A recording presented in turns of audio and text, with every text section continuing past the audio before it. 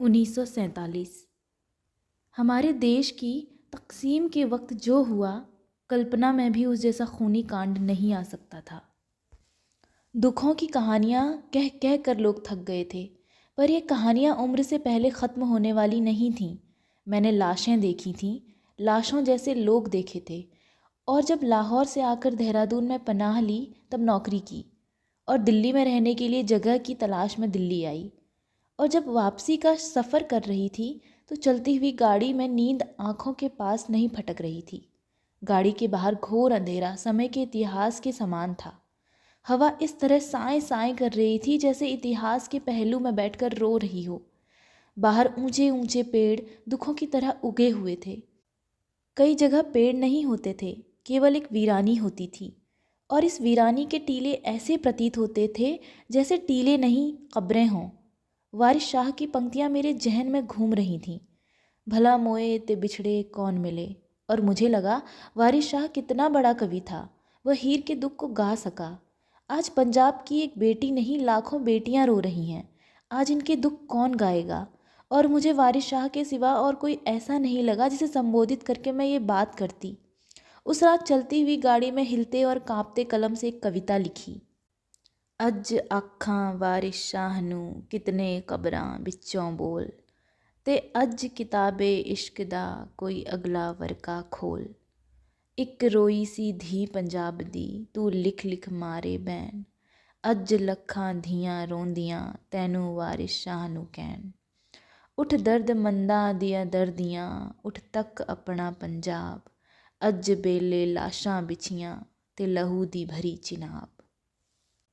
कुछ समय बाद ये कविता छपी, पाकिस्तान भी पहुंची। और कुछ देर बाद जब पाकिस्तान में फ़ैज़ अहमद फ़ैज़ की किताब छपी, उसकी प्रस्तावना में अहमद नदीम कासमी ने लिखा कि ये कविता उन्होंने तब पढ़ी थी जब वे जेल में थे। जेल से बाहर आकर भी देखा कि लोग इस कविता को जेबों में रखते हैं, निकाल कर पढ़ते हैं और रोते हैं।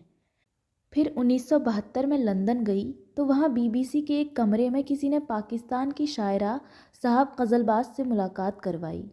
साहब के पहले शब्द थे, अरे ये तो अमृता हैं जिन्होंने वो कविता लिखी थी, वारिस शाह, इनसे तो गले मिलेंगे।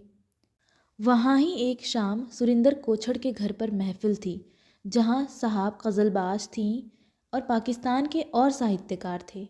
साक़ी फ़ारूकी, फ़हमीदा रियाज़ और उदास नस्लें का लेखक अब्दुल्ला हुसैन, और साथ ही पाकिस्तान के मशहूर गवेये थे नज़ाकत अली, सलामत अली। रात कविताओं से भरी हुई थी। जब नज़ाकत अली से कुछ गाने के लिए कहा गया तो उनके पास साज़ नहीं थे। कहने लगे, हमने आज तक बिना साज़ के कभी नहीं गाया।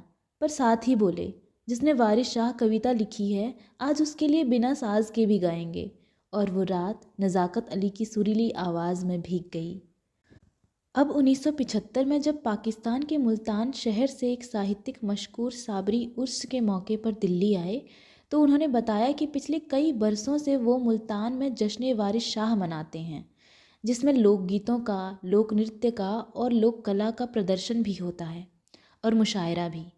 और ये जश्न मेरी उस नज़्म वारिस शाह से शुरू किया जाता है। वो 100 गुणा 80 फुट के स्टेज पर सेट लगाते हैं, जहाँ रांझे का वन भी होता है, हीर का मुकाम भी। और ये नज़्म करीब 50 मिनट गाई जाती है। स्टेज पर घुप अंधेरा करके एक रोशनी से धुआं दिखाते हैं, फिर वारिस शाह कब्र में से उठता है। पाकिस्तान के मशहूर गवैये एक एक कड़ी गाते हैं और उन्हीं के मुताबिक स्टेज के दृश्य बदलते जाते हैं। और जब नज़्म का आखिरी हिस्सा आता है तो ऐसी गूंज पैदा करते हैं जैसे सारी कायनात में मोहब्बत और खुलूस जाग पड़ा हो। पर ये कविता थी, जब लिखी थी तब अपने पंजाब में कई पत्र पत्रिकाएं मेरे लिए तोहमतों से भर गई थीं। सिखों को ये आपत्ति थी कि ये कविता वारिस शाह को संबोधित क्यों की, गुरु नानक को संबोधन करके लिखनी चाहिए थी। और कम्युनिस्ट कहते थे कि मैंने लेनिन या स्टालिन को संबोधन करके क्यों नहीं लिखी। यहाँ तक कि इस कविता के विरुद्ध कई कविताएं लिखी गईं।